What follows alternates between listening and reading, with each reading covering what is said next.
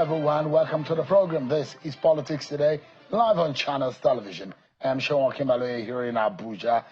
Well, a lot of people have been speaking about the situation in Plateau State and some of the killings. The governors in the Governors Forum, they've visited Plateau State and have condemned the killings in some of the communities of Bokos and Bassa local government areas of Plateau State, describing it as unreasonable and a setback for development in the state. This is the position of Nigerian Governors Forum during a condolence visit to commiserate and condole with the government and people of Plateau State.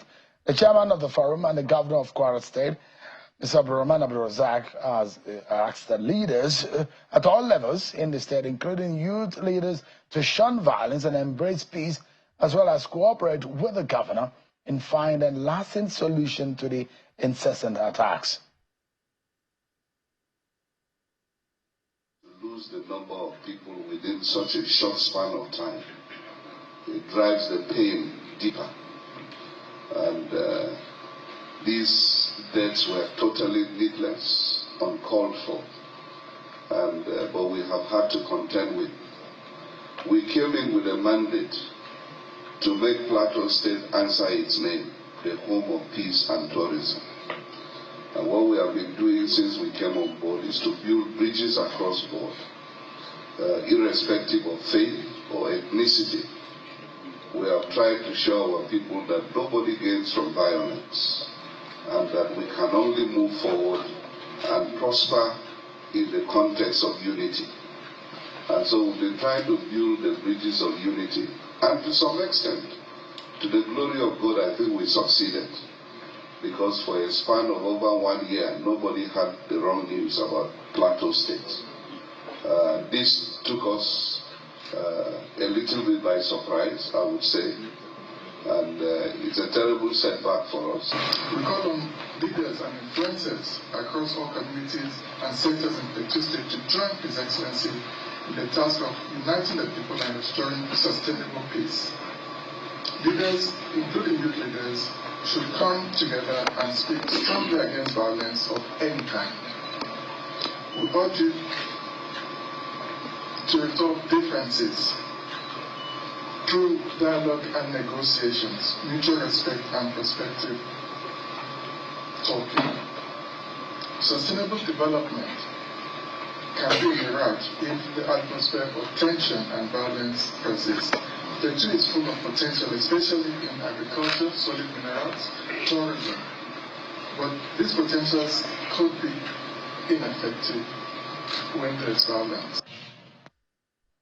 Governors of Rivers, Plateau and Kwara State, Governor Abdul Razak, who led the delegation of the Nigerian Governors Forum, visiting the governor of Plateau State, Claire Mutuwan, tonight.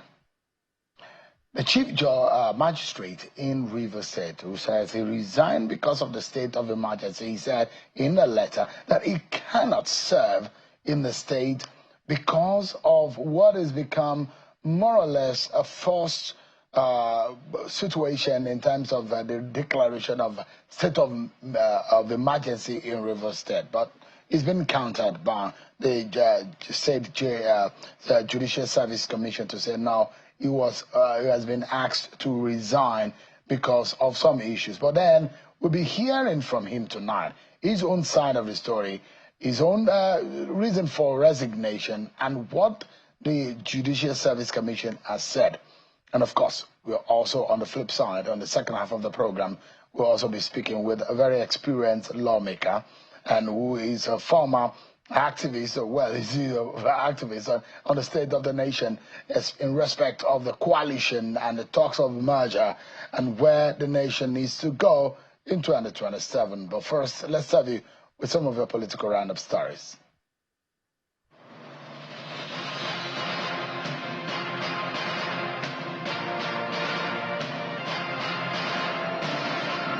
Vice President Kashim Shettima has inaugurated the Inter-Ministerial Committee on Research and Innovation with a charge to its members to ensure food security in Nigeria, energy security to power the economy, and break the nation's dependence on imports. The committee, according to him, is part of ongoing efforts by the administration of President Bola Tinubu to pool intellectual and financial capital to create the cockpit from which Nigeria's innovation economy will be piloted. Speaking earlier today during the inauguration of the Inter-Ministerial Committee on Research and Innovation at the Presidential Villa, the Vice President pointed out that the mission is to build Nigeria into a $1 trillion economy within 10 years. This committee will coordinate action, as I said, in 5 strategic sectors: agriculture and climate resilience, manufacturing excellence, while we break our dependency on imports and build proudly Nigerian supply chains. The Minister of Power, Mr. Adebayo Adelabu, says Nigeria has reached a capacity of 6,003 megawatts as of March 2, 2025, and a daily maximum energy output of 128,370.75 megawatt hours, crossing the band in peak generation of 5,801 megawatts, a feat never recorded in the country's power sector. Speaking at the 6th edition of the 2025 ministerial briefing, Mr. Adelabu also notes that through tariff reforms, the sector has generated 70% increment in industry revenue to the tune of 700 billion naira in 2024. The tariff review that was implemented in 2024, the revenue grew from 1 trillion 2023 to 1.7 trillion, which is 700 billion increase. And this is the result from the cost-reflective tariff adjustment for Band A customers. Alhaji Kamaruddin Ajishafe has been returned unopposed as of the People's Democratic Party for the Southwest during the party's zonal congress held in Ibadan, the Oyo State capital. He was re-elected with 661 votes by delegates from all 6 Southwest states of Lagos, Ogun, Oyo, Osun, Ondo, and Ekiti in what members described as a consensus-driven process. Speaking at the event, the governor of Oyo State, Seyi Makinde, expresses confidence that the party's national convention will be a success, just as the Southwest Congress. This elective Congress is basically a full fair for us. It's for us to show the way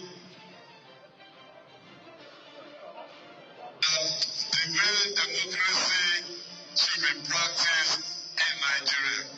Plateau State Council for Interreligious Harmony has expressed worry over the resurgence of violence in some parts of Bokos and Bassa local government area that led to the death of people, mostly women and children. The council has therefore set up 2 subcommittees that will unravel the resurgence of violence in Bokos and to report back to the council in 2 weeks' time. And the chairman of the caretaker committee of the People's Democratic Party in Edo State, Anthony Azigbami, has responded to comments made by Chief Dan Obi. He says Mr. Obi is no longer the national vice chairman south-south of the party.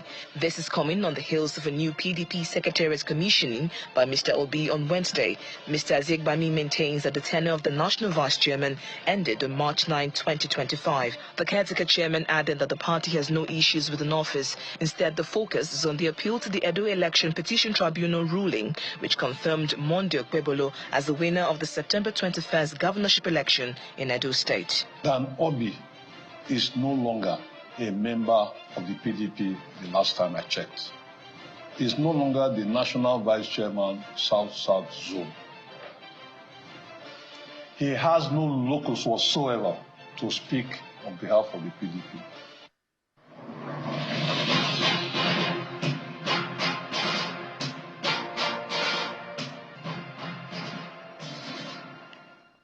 Our major attention is going to be on the state of the nation. Amanda spoken so boldly and being audacious in the face and fire of the military rule, and being in the National Assembly, Senator Shehu Sani will be speaking with us on the program. He's live for us tonight. Senator, thanks so much indeed for joining us. Thank you for having me. Just pardon me and let me go to Rivers State, because I have the Chief Magistrate who said he's resigned from the Rivers State government following the declaration of a state of emergency. The Chief Magistrate cited his discomfort with the what he called, quote, quasi-military rule in the state as a reason for his departure. Chief Magistrate Ejike King George wrote from his desk at the Rivers State High Court complex on Nnamdi Azikiwe Road in Port Harcourt on the 11th of April 2025 to the Chief Judge of the Rivers State Judiciary. The letter sent through the Secretary of the Rivers State Judicial Service Commission was titled, quote, Voluntary Retirement from Service. The Rivers State Judicial Service has since responded to him and faulted his statement and the letter about what he said is his voluntary retirement or leaving service because of the state of emergency rule, and said that, in fact, the protest over the declaration of state of emergency in the state is not the fact. The JSC says that, contrary to his claim, George was compulsorily retired as a punitive measure because of absence, continuous absence from duty. King George, former magistrate, chief magistrate in Riverside, is live for us in Port Harcourt to speak on this matter. Perhaps the first time we'll be hearing from him since he released that letter. Thank you so much for joining us, Chief Magistrate George. It's my pleasure, Sean. God bless you. You spent about 20 years as a lawyer, and you've gone into the bench and becoming a magistrate in Rivers State for about 15 or so years. But you have decided to resign from the letter that you sent. Can you give us, let's hear from your own mouth, why you resigned? What is the truth about your exit from service? Okay, first of all, let me thank you again for providing me this opportunity, Beshel. Now, as clearly stated in my letter, my reason for resigning from the service of the Rivers State Judiciary is simply because I cannot adapt to the military style of adjudication that will be introduced by reason of the sole administrator being our governor today, whatever it's called. Now, as a chief magistrate, or as a magistrate, our courts are courts of summary jurisdiction. Our proceedings are not guided by the Constitution of this country. Now, that being the case, it means that I will take directives from my employer, which is the Chief Judge of Rivers State. That's what I will take directives from. Now, he, in turn, I'm sure, takes some level of directives from the governor. That should have been the elected governor who would have acted as the chief security officer of the state. The governor of the state, I'm sure, is usually the chief security officer of that state. Now, there's this meeting the governors hold with the chief judge and the commissioner of police and all what's not. I think every month or so it's called security meeting or security brief. When those meetings are concluded, most of the proceedings from that meeting are forwarded to us at the judiciary level to implement in a manner as to quell criminal issues and all that within Rivers State. So that being the case, I am simply saying that I cannot take instruction from a military administrator. I cannot. In the entire 16 years I've served with the Rivers State Judiciary, I've taken instructions from civilian administrators. I do not know how I'm going to adapt to now begin to take instructions from a military administrator. I find it very strange. I have not been trained before.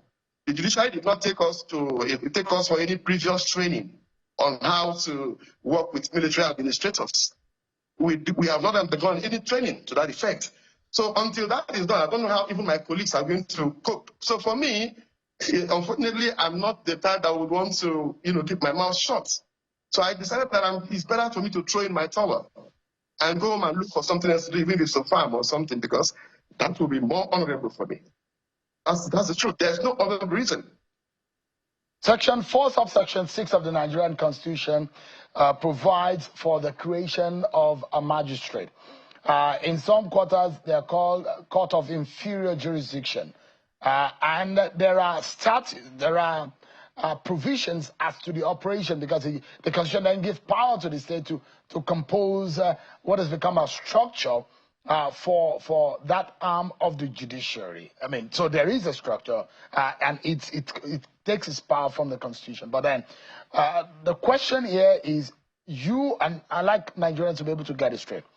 This is a protest against the establishment in the state as of now. You are saying that as a magistrate, you cannot bow or take instruction from the sole administrator or an administrator as imposed or as directed by the president, who is also empowered by the Constitution. So this is a protest from you, right? An activism. Yes, sir. Yes. Okay, so it's not activism. What's the Constitution allows the magistrates court is mentioned in the Constitution just on the basis of creation of magistrates courts, not the operation of magistrates courts. The creation of magistrates court is what's contained in the Constitution, not our operations, not our daily operations. Now, I am not also saying that I'm not against the president. The president has powers to appoint military administrators or sole administrators or whatever to take charge of any state where there appears to be some crisis. But then the question is, was there really any crisis in River State? Because I'm in a better position to even tell you if there was crisis. If on a daily basis we go to court, all we treat are criminal cases. So if we have a crisis in River State, I should be on the front line of those that are aware of it.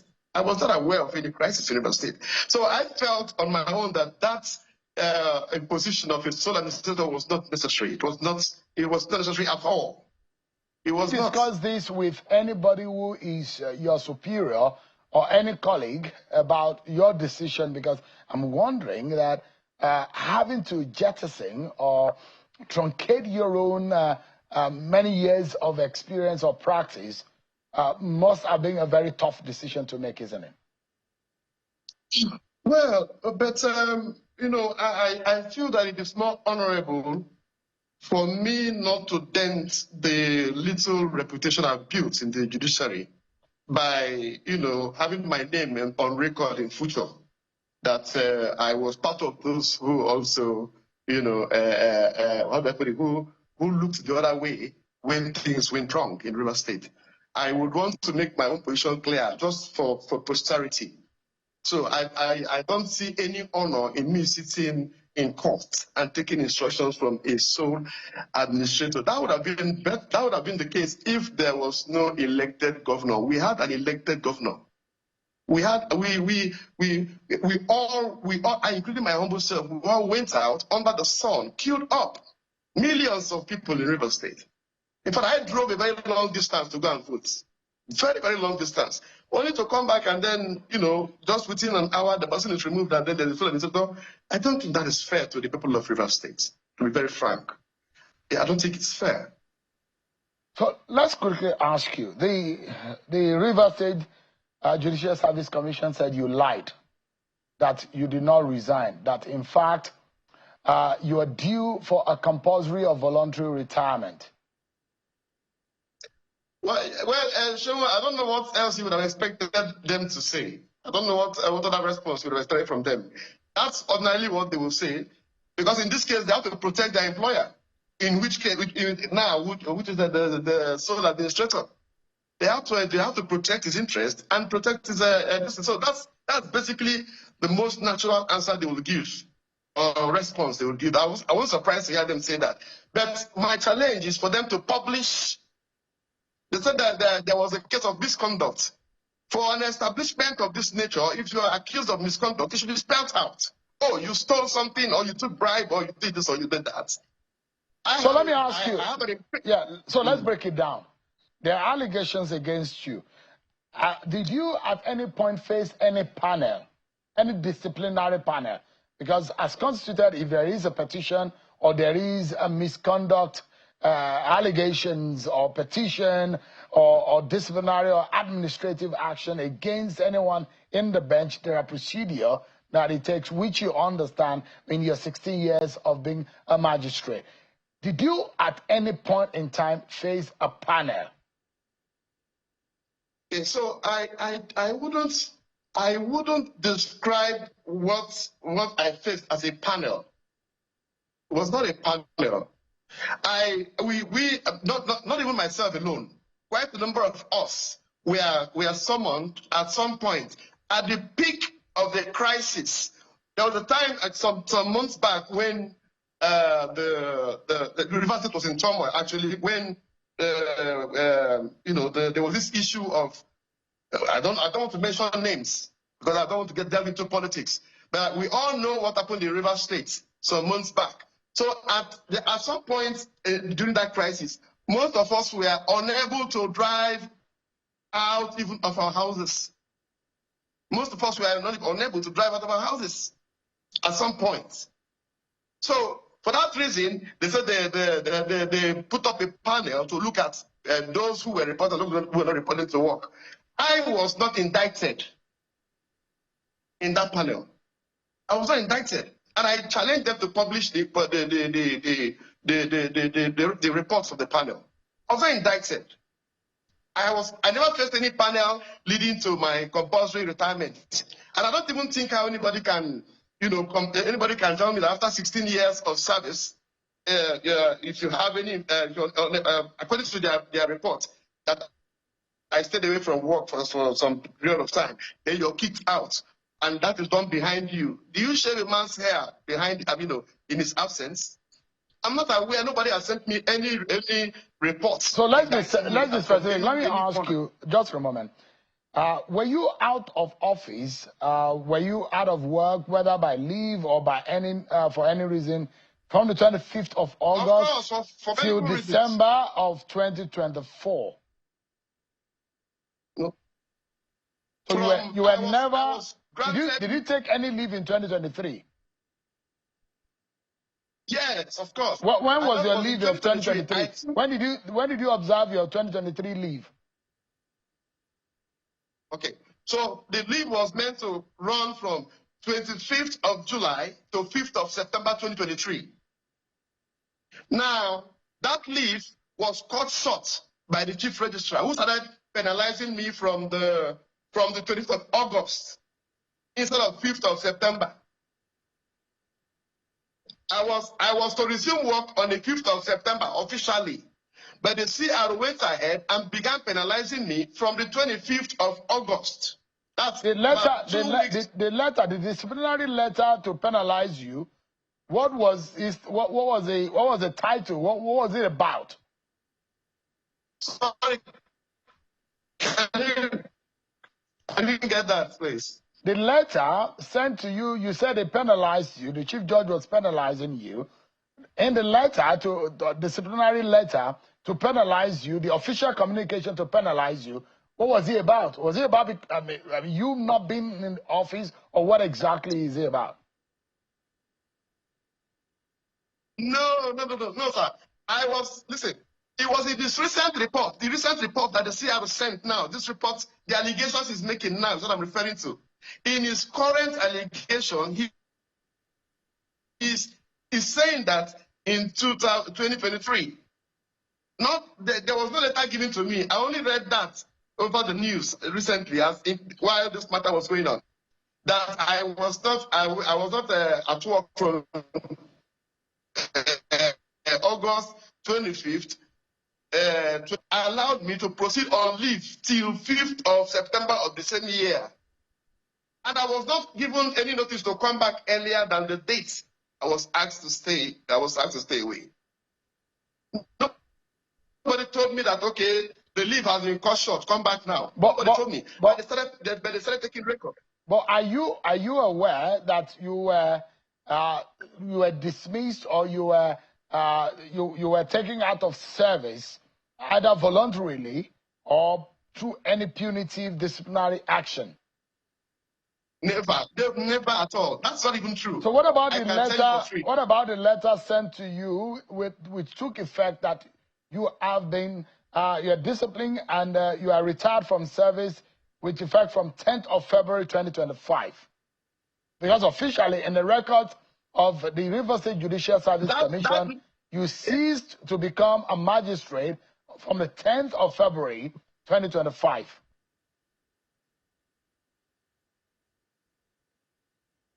I'm sorry, but I don't know, the network is not too steady. So the question I'm asking you, from the records of the Rivers State and the Rivers Judicial Service Commission, it says that from the 10th of February 2025, you've ceased to become a magistrate and a member of the bench of the Rivers State since that day, 10th of February 2025. Are you aware?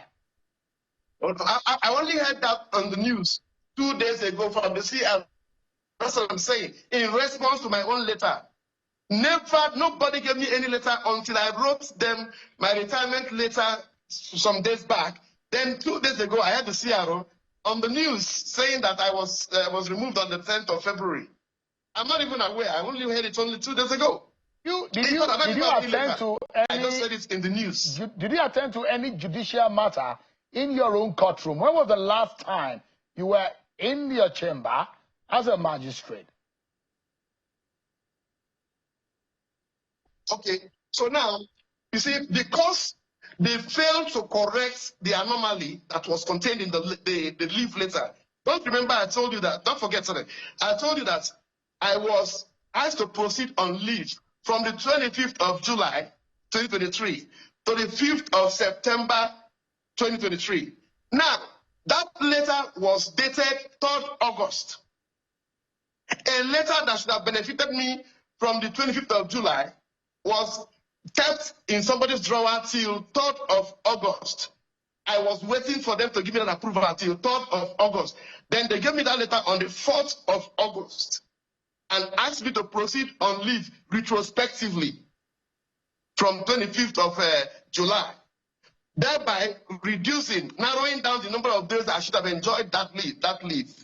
And then on the 25th of August, they went to my file and started, ticking me absent instead of waiting till 5th of September when they asked me. So you can see, the jeopardy here. Officially, you've not been in chamber. You have not been in court. You did not. No. I'm coming, sir. I'm not done. If you allow, if you don't mind. So now I presented this matter to them, asking them to correct those anomalies. In our profession, that's a very fundamental mistake.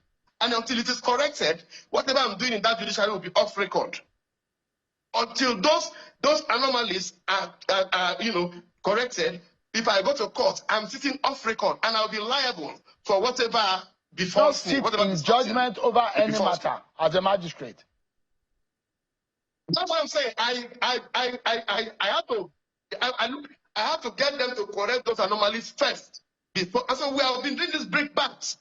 Okay, so let me ask you, because I have also been careful. As a judicial officer who keeps record, you know the implication of you not your record exiting the service not being straight.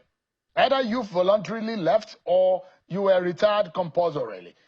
What are you doing anything to correct that? Officially, legally, administratively? No.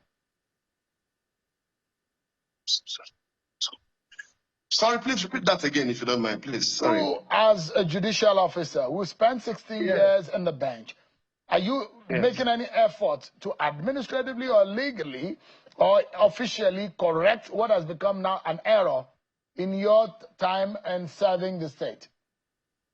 This is what I'm saying. So now, I try to get them to correct these mistakes, and the CR will not budge. Then I decided, so at some point when we were doing that, the news of the appointment of the sole administrator came up.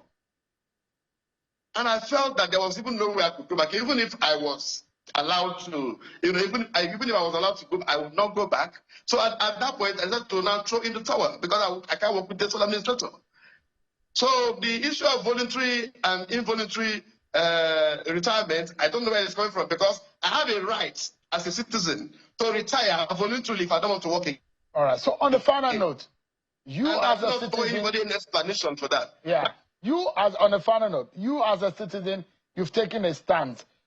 In the eye of the law, you've sat in judgment on the bench over a lot of matter. What do you think is the implication of what is going on in your state, Rivers? First of all, I had expressed my dissatisfaction with the appointment of a sole administrator who has a lot of military experience. And I stated earlier that there is no way we as adjudicators can work without some element of military bias in the discharge of our duty. Because the civilian man, the civilian and the military man will not think the same way. And I don't think this will favor litigants before us. That's on the part of the judiciary. Now, if you look at the economic effects of this on the, I wish you were in Port Harcourt right now, so that you see what's happening. The judiciary itself is put on a standstill. The judiciary itself is on a standstill because the administrator is circumventing the judiciary. He's not even working with the judiciary. I don't know how many meetings he has held with the chief judge since he assumed that office. I don't know how many meetings he has held with our chief judge. So the judiciary is not even functioning effectively. The legislature is not there. Executive is not there. So what manner of state are we running? Okay, now the other day I was watching over the TV and I saw a conference that was taking place somewhere in London, organized by the Commonwealth. In that meeting, the agenda was to look for ways of assisting states that will be suffering as a result of the tariffs introduced by President Donald Trump. I saw Governor, His Excellency of Lagos State, Sanwo-Olu. I saw His Excellency, the Governor of Abia State, OT. I saw quite a lot of governors there in London.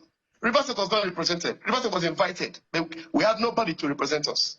And that was a meeting put together by the Commonwealth to see how they can assist states that are suffering economically due to the hardship that's prevailing in the society now. Rivers State was not represented. Just 2 days ago, I was watching on the TV and I saw that the PDP governors met somewhere in Oyo. They met. When PDP governors meet in such occasions, they compare notes. They do peer review. All right. Rivers State was absent. All right. Now, I'm also aware that there are meetings held in Aso where between the president and the governors. I'm not in politics, I don't know what they call it. So I'm wondering who will represent us in that meeting when it's going to come up next. The meeting that will involve the president. Yeah. Thank you so much indeed. I appreciate your time tonight. Okay, thank you very much, sir. I appreciate it.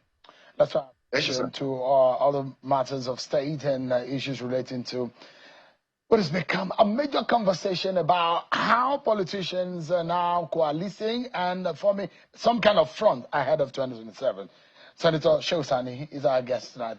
Thank you so much, Senator, for joining us. Thank you for having me. For a moment. Yes. What's your view about what is happening in Rivers State, the state of emergency and all that? Yes, you have just discussed it now. So what do I say? What's your view? I mean, you are stood in the vanguard of agitating for democracy in this country, and you hear people speak like this and say, look, I cannot cope in this kind of climate. I mean, generally, do you think the president made the right choice? Well, the popular opinion in the country is that the state of emergency should not have bring in a military administrator. That is popular. Popular with the political class, popular with young people, and popular with masses as a whole. But when you are presiding over a country as a leader, there are times in which you have to take a decision. And that decision should be in the best interest of preserving the peace, because peace comes after democracy. Now, the action taken by Mr. President, I hope, since it has already happened, what I will hope is that the state of emergency should not be extended beyond 6 months. 6 months is just September. Fubara should come back and take over his seat. But before then, there should be reconciliation moves, and it appears it's not happening, which it needs to happen, because if it doesn't happen, it will be used as an excuse to extend the state of emergency. So to me, since it has already happened, and it should not be extended beyond September, so that he can return back to his seat.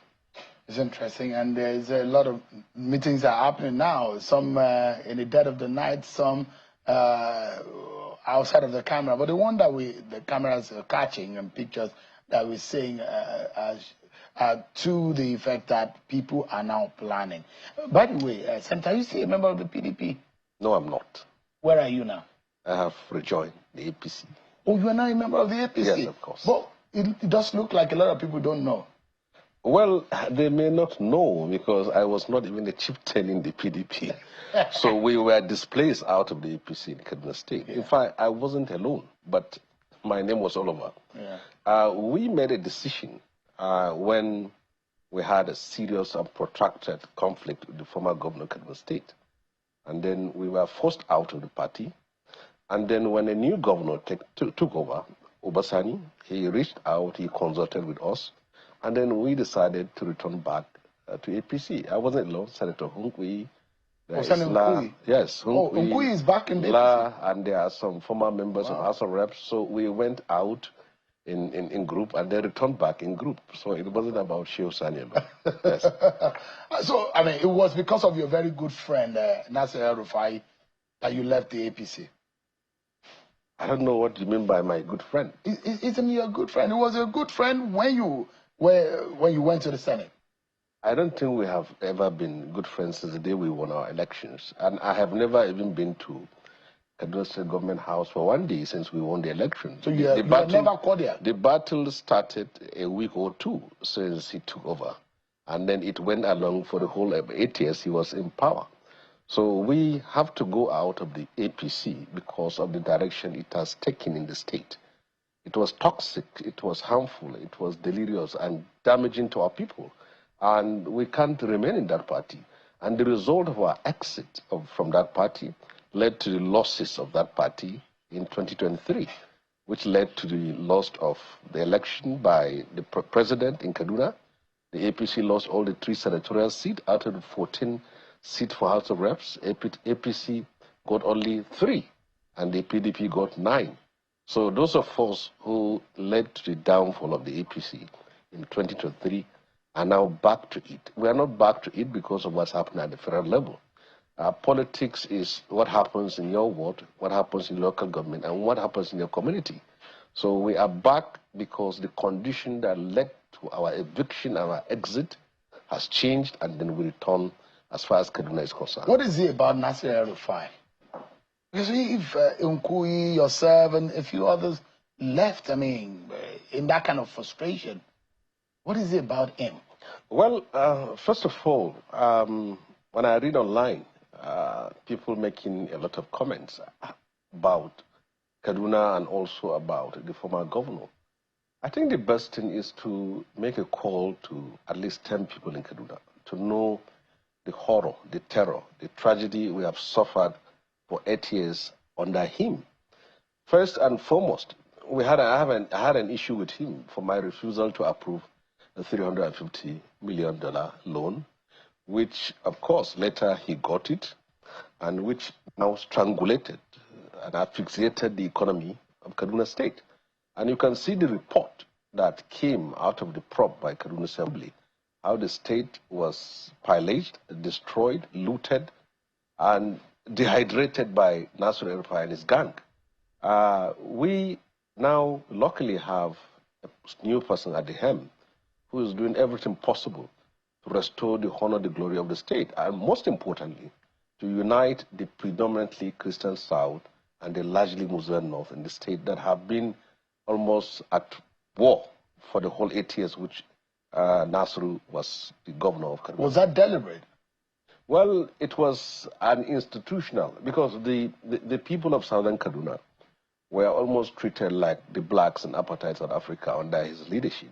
And also the people of northern Kaduna suffered a devastating issues as far as his style of governance was concerned. Just like what he did in Abuja, they seized lands and share it to family and friends. They gave out contracts without due process. They strangulated the economy of the state with debt. He has left piles of uncompleted projects dotted all around. Contractors have gone to court and have gotten a garnishing order against the Kaduna State government for now. He has left over a liability of 100 billion, which Kaduna State have to pay contractors. Many of the projects were abandoned, from markets to roads to bridges. This is all what we have. How would you describe the 8 years of Nasir El-Rufai in Kaduna? Well, to us, to people from outside who don't go beyond the Kaduna city, where you see some cosmetics of roads and street lights, We have 20 local governments in the state. You need to go the states and see how he has neglected and how he has exploited, plundered the state, and virtually destroyed our cohabitation, unity, and harmonious existence between us and the people of Southern Kaduna. Summarily, how would you describe those 8 years? To us, it was a disaster, and he is now moving about trying to mobilize an alliance against the government, which I believe was simply self-seeking, seeking for attention, and simply struggling for his own personal political relevance and a place. But to us, we know that his government was a disaster to our people, and that is why they refused to vote for APC when he served as 8 years. Remind you, when I see them, when I see him and others threatening the president about re-election, I said, but Aswaju lost Kaduna. Atiku won Kaduna. The votes, Atiku had 599,000 votes, and Aswaju has 360,000 votes. And the PDP won all the 3 senatorial seats and also the House of Representatives seats. So the governor also of the state, my friend here, narrowly won as a result of the policies which he has inherited in the state. So you can see this is the score sheet. If you're a politician, I think you should walk by your updated report of what you have been able to do. Why would you say he's moved to the SDP now, and we've seen him gone to visit the former president, Muhammadu Buhari, alongside Atiku Abubakar and a host of others, and that those who say hope is on the horizon about what will become a very strong opposition that could be very vibrant against the Bola Tinubu APC and anybody within that family, that political family ahead of 2027. Do you fear, and there are those who say, look, fear a Nasiru El-Rufai as a political force. Are you also of that school of thought who feel either you like him or hate him? He's a political force that you need to be wary of? Force in what sense? Because his party lost the elections in Kaduna State. Those who will say like, he was also one of those responsible for Bola Tinubu getting the ticket and ensuring that his party elect a southern candidate as a flag bearer. No, the country. Let's go into the basics of politics. First of all, let's talk about the coalition rather than personalize discussions about him. It has been the political dynamics in Africa that for you to evict a ruling party, there's the need to have an alliance or merger or a form of coalition. It happened in Senegal that led to the victory of the current president, and also it happened in, I think, Botswana and also Zambia. So the imperative of political parties coming together, gathering strength, energy, and resources to disestablish or dislodge a government is very important as far as democracy is concerned. But if you are to study what happened in 2013 and 2014, it's a different scenario here. If you are going to have a merger, you need a common resolve, a common enemy, a common commitment, and also a focal point, and also someone you can all rally around him. That was the case in 2013 and 2014. Buhari became a rallying point, while Aswaju provided the energy and the support from the South, and then he won. The election was won, and PDP was ejected out of power. But in this case, the major political party, the PDP, has said they are not interested in coalition. The SDP, which the former governor has found himself as a refugee, also said they are not interested as for coalition. The NMPP said it. The main faction in the CPC, this one, they pledge their allegiance to the president as Aswaju. Now, the only person interested in coalition happens to be the former governor, and that is for the simple reason that he couldn't fit in. And Atiku Abubakar says he's also interested. Well, Atiku, for me, he is a credible politician, one that has been contesting election for a very long time. And he has the capacity to govern the country. There is nothing wrong with that. But the changing political atmosphere in this country demands him from my own point of view, and that doesn't mean anything. For him to step backward, and even if there is going to be a coalition, that coalition or the opposition that is going to come against the president should be somebody from southern part of Nigeria. It's only fair and just. Buhari has his 8 years. There was no any major challenge, major opposition, major rejection or resistance from southern part of Nigeria. And he had his 8 years. So if a southerner has 4 years, and for Atiku to contest, it's just very unfair. But if you have credible and a strong alternative to the status quo, out of 2027, don't Nigerians have the right to decide, other than the issues of ethnicity or region or whatnot? Well, they can, but you see, they can do it, but there are still credible political forces in southern Nigeria. You have Peter Obi, you have Adebayo, you have Shawore, you have so many of them. Why don't you rally around them for them to complete the 8 years for southern part of Nigeria? I think we should understand, as a developing country, as an African country, we are still a fragile nation. Our democracy is fragile, our unity is fragile. You can see what happened in Sudan and other places. The need to preserve the country, the unity, the integrity, and our peace is very important. And then fairness and equity is necessary. So what Nasri is doing is simply struggling for political relevance, and he is the major impediment even to the former two-time governor. What kind of relevance will he be looking for again? You can be anything, but the point is that what are you at this very period of time? That is it. So if you were, yes, you were, but what are you at this very period of time? And all he has been doing, there is no doubt about it. Nigeria is a democracy.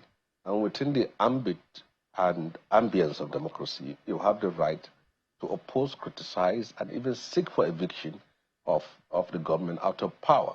But when you have a personality that is whipping up sectional sentiment, whipping up ethnic sentiment, whipping up religious sentiment, all for the purpose of achieving a certain goal, because he has been angered, because he has been denied what he wants, I don't think that is an eater. What does he want? He wanted to be part of the government. Everyone knows it. He wanted to be a minister in this government, and then he could not make it. And from that time, the war against this government started. If he was in this government, I know he was one of the most vociferous, destructive, and vocal defender of this government and against anybody in northern Nigeria. He will insult the ACM, he will insult the Northern Elders Forum, he will insult any person who dare say anything against President Aswaju. But for now, he has torn. Every statement of his, every utterances of his, every step of it is how he can whip up sectional sentiment from northern Nigeria. Could we for a moment, ethnic sentiment from Nigeria, a religious sentiment from northern Nigeria. Could he for a moment leave the messenger and focus on the message of Nasir? What message does he have? He's saying that this government is not performing. The party is not focused. There's no purpose or a direction that this party and this government is giving to the nation. Well, if you are going to talk about this government, I think you ask yourself, where are we coming from? Why was he silent when what was happening under Buhari? If you are talking of killings, which is insecurity, which he has said, we had the highest form of insecurity under Buhari administration. For now, let me be very frank with you. I do not speak for the government. When last did you hear of any school in northern Nigeria has been attacked and students were kidnapped? What do we have in record? Bethel Baptist High School in Kaduna was attacked, students were kidnapped. Greenfield University, Kaduna, it happened. Federal Government Girls College, Yauri. Government Secondary School, Kankara. Government Science College, Kagara. Dapchi, Jengibe. All these profiles of kidnapping, it was almost a kidnapping and attack per month. From Kaduna to Abuja, when last have you heard there was attacks and kidnappings? It doesn't happen. Does not mean that the nation is safe with what is happening in Plateau and Benue. But comparatively, we have moved away from the past. We have not reached where we are. And in economic terms, what happened? What happened under Buhari regime? And he was talking of nepotism. I heard him saying Yoruba-led federal government. The statistics are very clear. The nation has a very suicidally short memory. And then we simply forget what happened last time around. Buhari was in power. What was the profile of nepotism at that very time? About 30 federal appointments were given to people from Kaduna State and 50 board members. Who are they? The DG of SSS, Laura, was from Kaduna State. NIA, the DG, Rufai, was from Kaduna State. The MPA, my sister Hadiza, she's from Kaduna State. Director of Federal Mortgage Bank, Kaduna State. Smedan, Kaduna State. FRCN, Kaduna State. NIMET, Kaduna State. NIMASA, Kaduna State. Railway Corporation, Kaduna State. All those things. You don't talk of Chairman of Federal Civil Service. About 30. We don't have time for that. I can state all of them. We're all from Kaduna State. And when you talk of nepotism at the regional level, what happened? At a certain time in this country, the Controller General of Immigration, which is Babendidi, is from Kaduna State, from northern Nigeria. Customs, Hamid Ali, is from northern Nigeria. Civil Defense, Audi, is from northern Nigeria. Chairman of Federal Road Safety Corps is from northern Nigeria. Inspector General of Police, Baba, is from northern Nigeria. The Chief of Naval Staff, the Chief of Army Staff, from that guy from Yahya from Sokoto, they're all from northern Nigeria. We have had all those things here, and you have never had any person from any south or southern part of the country raising issues. But now is the case. But it's the fact that two wrongs do not make a right. But let us know that when nepotism favored a part of the country, you are silent. And now you raise it up because you have an issue with this government. But does it make it right? I mean, whatever that's criticism against this government about how skewed appointments have been, does it make it right? And the fact that because it's happened under Buhari doesn't mean that people cannot speak against it. Yeah, but I will appreciate the morality of your position if I can hear your voice when you're on man from your tribe, from your ethnic group, and from your own tribal identity, while perpetrating those evil and you stood against it. And when you keep quiet when it favored you, and now you speak out when it doesn't favor you, it means you have other alternatives. And that will say that President Swadi should also be very careful. He shouldn't toe that line, because it has been in African political geography that each time a person takes over a position of office, he fills the major position with people from his own ethnic group. And it's happening everywhere. So people who find themselves in power should see it as an opportunity to serve, not as warlords who have conquered, and as such they have to place their people everywhere. And I'd like to ask you, Senator, it's the import of all what is happening right now, and the fact that there are those who are worried in your party to say there is a big dent on the image and the popularity of the APC and on this presidency, which they say in turn might affect the electability of the candidacy of Bola Tinubu or the APC at the poll. Does it worry you that you are now entering into a party that will become an opposition in 2027? Well, you see, it's been all over history and all over the world. There is no president that will embark on a reform that will change the course of history and change the direction and compass of a state without encountering this kind of issues. And you cannot implement reform and expect people to be clapping at you, to appreciate you, to be smiling, when that reform comes with prices of hardships and sufferings in their lives. But opinions will change if the result of that reform started becoming evident in their lives and things are getting better. But it's like the inconvenience of a construction site where you have to break this, you have to rush this, you have to put this in place. So his popularity is down now because certainly this is coming with pains and hardship. And it's worse in the northern Nigeria. It is every part of the opinions country. are that things are bad in terms of the image of the president and the APC in northern Nigeria. Well, what degree are you going? Because if you are going to talk, I'm going to like you to have some statistics. If you have an OB as a president today, the opposition will come from the southwest and the northern part of Nigeria. It has always been that. When Buhari was the president of this country, the north was silent. And that's many in the north were silent. And even at a certain time, when I stood up in the parliament, in the Senate, to raise issues about insecurity and killing some mad people, the first serious resistance and opposition I get is from senators from northern part of Nigeria. Because at that time, You're expected to be quiet, to enable the system, to be silent, to also embrace whatever it is, because the president comes from your own part of the country. And that any attempt for you to raise objection to the killings in the north, to the poverty in the north, to the out-of-school children issues in the north when Buhari was there, you'll be reminded that you shouldn't damage the image of the president since you are coming from that part of the country. In fact, this is the only president I've seen. The culture in the Southwest is different, that people from the Southwest are speaking out. And I think they are setting a standard for people from all parts of the country, that it does not mean when your own is in power, you should not be able to speak the truth. Our refusal to speak the truth to Buhari regime, our refusal to tell him where he is wrong, led to the north to where it is today. So would you, regard Bola Tinubu as a reformist?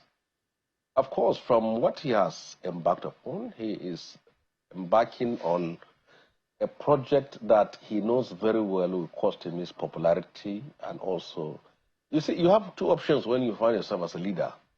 First of all, is to do the transactional leadership, where you appease people to be popular, where you please people, where you do what people want. And the second then is to look at the future of a country and see where are we heading to.